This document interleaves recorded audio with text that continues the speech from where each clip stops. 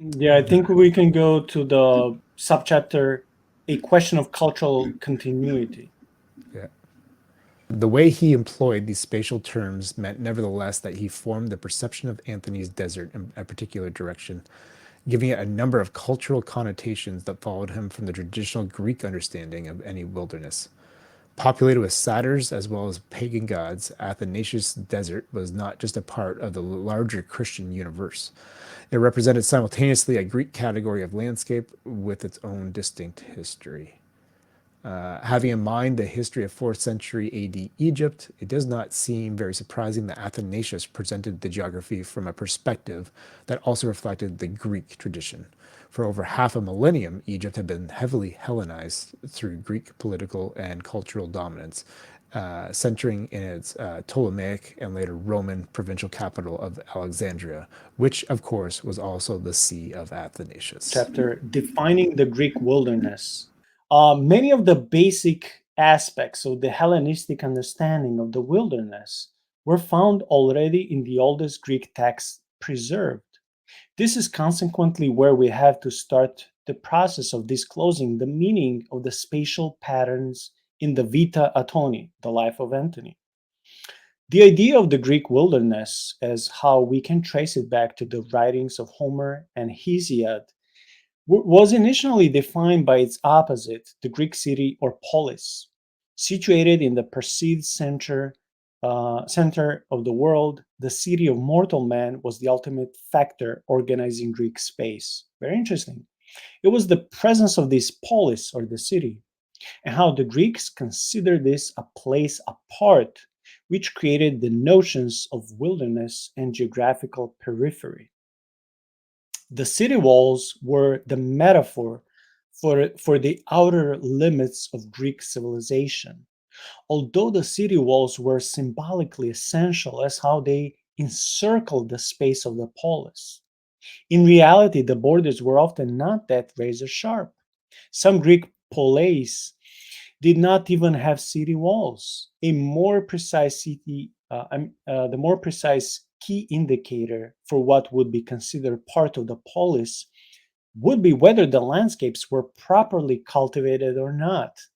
The agrarian land or the chora, with its plowed fields and domesticated plants and livestock, definitely belong to the area of cultivated geography.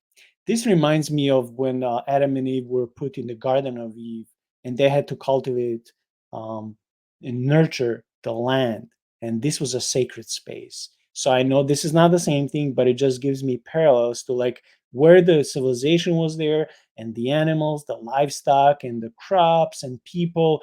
That was considered to be like an opposite of a wild land, let's say a meek land or a welcoming land for the farmer and his family, right? So this will be considered as something that is good for you and for the people, right? So if it was the absence of the proper Greek city, including its cultivated lands, that defined the prototypal wilderness, what would be the difference between the wasteland just outside of the polis and the more distant lands inhabited by peoples that in no way lived up to the Greek standards of a proper human existence? The answer to this really is none. The most distant geography and the uncultivated areas just outside of the city represented regions that were essentially identical with each other. The prototypal wilderness was perceived to start at the borders of polis, reaching all the way until the ends of the earth. And this again reminds me with the Old Testament, where I forgot was it Jeremiah or which other major prophet in the Old Testament, um, when they use the same terms of tohu and bohu, the not the earth, the planet, but the land was wasteland, deserted because there was no life. So this reminds me of that. Like there's no life if it's not cultivated. It's almost like a chaos there. Like the wild beasts come. So that's opposite from order, right? Reflecting the traditional way of looking at these areas, Athanasius summed up some of the wondrous aspects of Antony's wilderness, emphasizing the miraculous feat of the hermit himself. Surely it was marvelous and admirable that a man, alone in such a desert, feared neither the demons standing against him, nor the fierceness of the many beasts, quadrupeds, and reptiles which were there. All of the areas not under the cultivation of the Greek polis, from the areas just outside the symbolically important city walls to the utmost periphery at the end of the earth, could in fact be summed up by the term the eschatia, the furthest part. It was the region beyond the cultivated area. This reminds me of the gospel when Jesus says, "Go in the whole world, right? Preach the gospel." So, in the way, baptize the land, cultivate it, redeem it for me, take it from the pagan gods and make it holy and sacred. So, again, this is not the same, but it just gives me parallels as I'm reading. So go there and do something, make it sacred, make it fruitful, make it grow, make it cultivated, right? Do something, but do something that brings life. So it That's was the region. Yeah. sorry, that's getting you so excited and mission you're knocking your mic over. So I totally did. I know. I do get excited sometimes. It was the region beyond the cultivated area. No matter whether the cultivated area is it referred to was the single polis or the whole civilized oikumene. Um, the devil in the Vita Antoni, the life of Antony, recognized this fact, fearing, quote unquote, that soon Antony would turn the desert into a city of asceticism. The moment he left his village, not for the desert, but for the tombs, which were placed right at the territorial border of his community. Wow. What made one area understood as eremos and another a part of the cultivated land was, in fact, the level of human activity. Nature did not define any absolute understanding of an area. I so appreciate this scholar. I never heard about him before, but he gives so much context because if he didn't explain this, I would never see the desert or the wilderness in the way he explains. I would just think it like everyone else. It's just it's a inhabited place where nature is cruel and the circumstances of life are not welcoming. So, that's it. But no, there's more to that. Nature did not define any absolute understanding of an area. In Egypt, where the border between desert and the cultivated lands was so clear and distinct that large part of the eremos populated by the monks were, as James E. Gering, Goring, I don't know, pointed out, is a within a stone's throw of settled land. As demonstrated in the Vita Pahomie, the Eremos could be arable land that only had been deserted. Any part of the Escatia could easily be turned into a cultivated landscape by proper agricultural practice.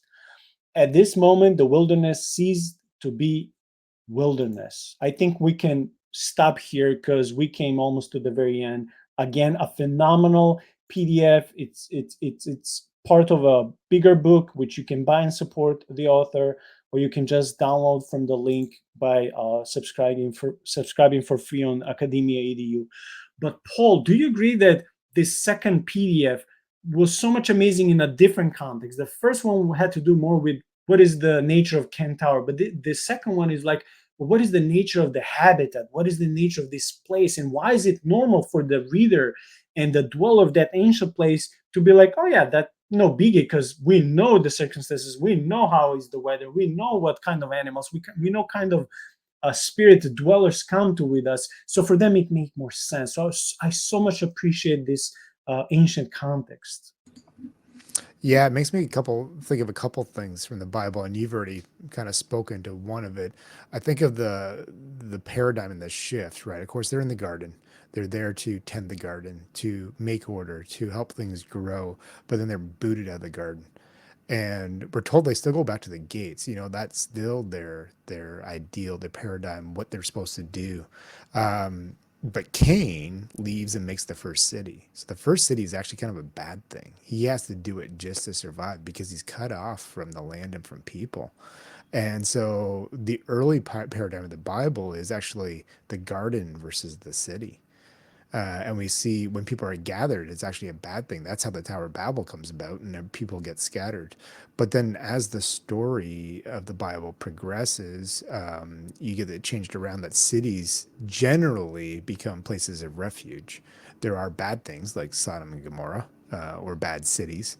You kind of have bad cities and good cities, but the cities are places where people can survive and have families and go, and the farmland around it, you're protected a little bit, or it's there, and then the wilderness is the unknown, and people don't go there, and it's where evil spirits are, and it's where bad things happen, and if you're driven out into the wilderness, it's a bad thing, right? So it's interesting how that turns around. Here, Anthony is going out, and first he goes to the tombs on the edge of town, and then he goes further. And to me, that's a sign of him trying to establish dominion in the world again. So no wonder he's facing evil spirits and powers and things, because he's, whether he fully means it or not, I think he's just trying to be alone with the Lord and get around away from the busyness of civilization, but he's enacting dominion and expanding the kingdom by doing it. So when you go knocking on the gates of hell, the gates of the enemy, then of course they're not going to like it, and they're dealing with this stuff. So that was one of my thoughts. The other thought is that how universal is this to the human experience, that Christian writers, based out of and growing from Jerusalem, let's say, Greek paradigms and the desert of Egypt all kind of come together in this, and that they're represented, and there's things that are shared in their writing. Um, yeah, that's where my thoughts went. Yeah, I also love this last part when the scholar was talking how the devil got upset, and I would add then his minions, all these spiritual forces. We can call them satyrs, centaurs, demons. Doesn't matter. It really doesn't matter because they're all under Satan, and they hated him because even though he was alone, Saint Anthony went there to isolate themselves, but not to be passive. He wanted to spend time with God, but through his presence as a living saint of the living God, the land would change. I mean, it doesn't say that, but I'm imagining because it makes sense. It will become more sacred. The space will become more sacred. So it's becoming another garden, and it's being cultivated. It brings life to the desert where is no life. It's chaos and it's death. And of course, is for all these fallen principalities and demons who are territorial beings, they want to come and defend themselves, thinking like, "Hey, who are you to come on our territories?" Because if you even by mistake walk into a forest and happen to be passing by a cave or somewhere where it's like a, I don't know, a cougar or a bear, they'll you better believe they'll come at you because they're gonna protect their territory. So how much even more we can expect from these godless entities who hate humans and who have as their main goal not just to serve Satan but to corrupt the earth and the humankind, right? And everything that God has created for good purposes. So Saint Anthony stood there as a lighthouse, as a bastion, as a castle in the middle of his enemies, and he was not afraid. And when I was going through the book of Saint Anthony, I was like, man, I this is a good book for every Christian to read. I mean, it just full with his devotion to God. Number one, you can see how much he gave on everything. I mean, he was a little bit extreme. I'm not saying we should be extreme, but we can still learn a lot from him. So first, his devotional life, but second thing, how he was dealing with spiritual warfare, right? So just it's a phenomenal book on the life of Saint Anthony. I would encourage. I didn't post a link because you have numerous versions and different publications. So it's a cheap book. You can go on eBay and buy a used book of the life of Saint Anthony. I think you would enjoy because you'll be encouraged and you'll see how much um, a fully devoted and dedicated life of a living saint, how it can transform surrounding, impact many lives, and how even the Satan, unless he's allowed by God Almighty, cannot harm you. So we see his audacity and firmness and being deeply rooted in God, saying, "No, I'm taking this territory for God."